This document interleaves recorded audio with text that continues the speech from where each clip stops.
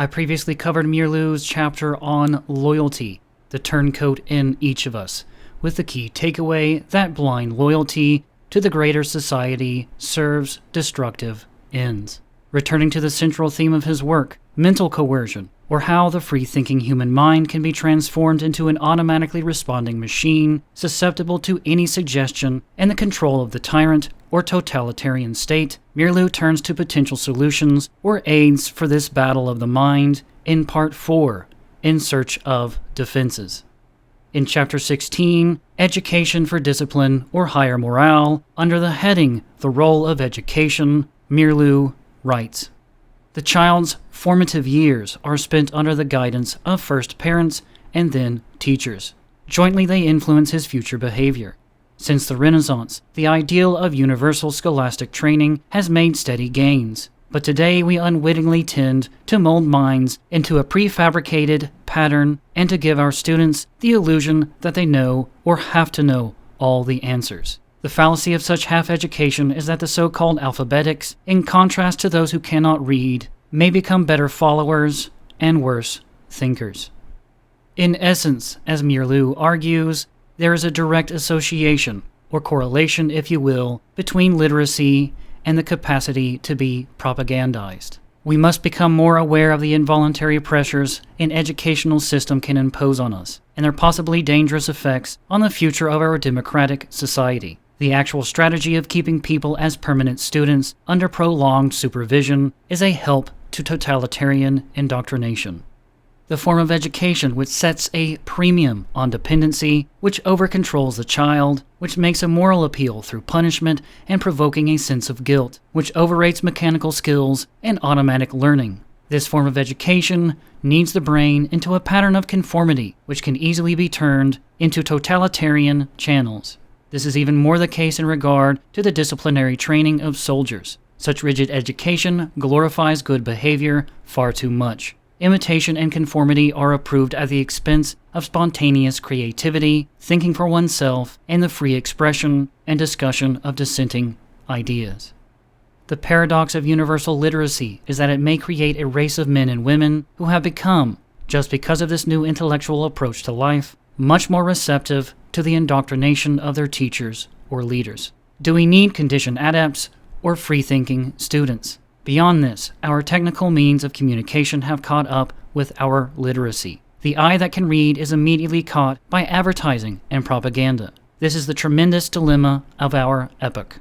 In many of our primary schools, students are taught in an atmosphere of compulsive regimentation and are imprinted with a sense of dependency and awe of authority, which lasts throughout their life.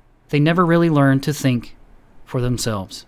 Again, this book was published in 1956, during an era when the quality of education was unquestionably higher than it is today. How much more applicable is this commentary on education and dependency now, when the student is rarely even taught useful facts or skills?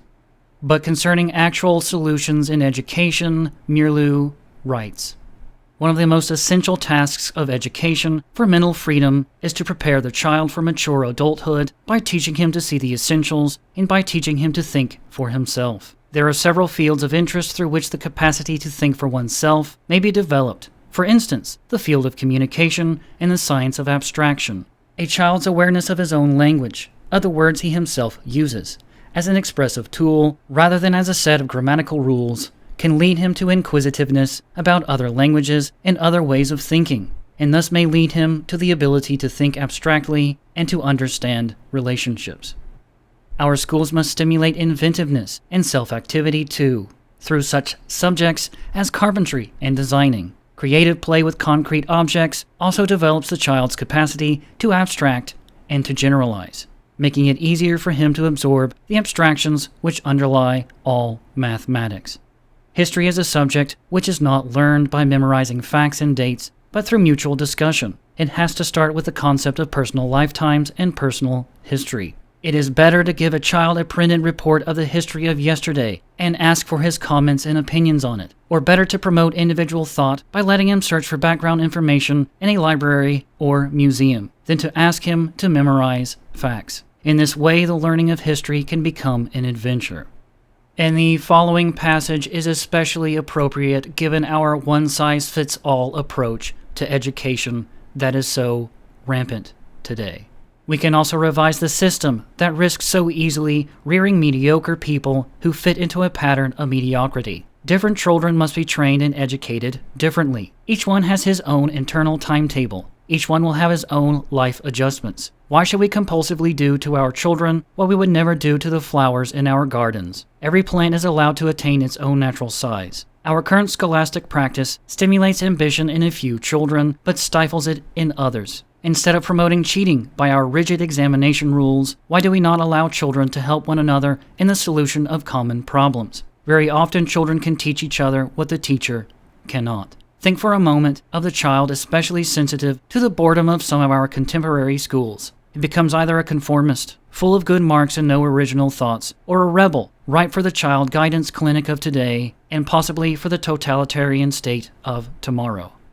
From here, Meerloo turns to a discussion of discipline and morale. We all start by interjecting and taking over our morale from others, our parents and educators. The basis of our personal morale is what we internalized from them. The subtle mutual relation between discipline and freedom starts in the cradle under the care of loving and interested and consistent parents. The parents are the first to build morale. The conflict between discipline and morale in a group usually arises when the members are held together by compulsion or necessity. Here the inner coherence will be completely different from that of a situation in which there is a spontaneous loyalty to the group. The aim of all discipline is to develop a better adjustment to the group. In turn, success in identifying with the group develops a stronger ego. From this point on, freedom begins. A further understanding of these morale-building principles is important for an evaluation of the inner strength or vulnerability of the various cultural groups.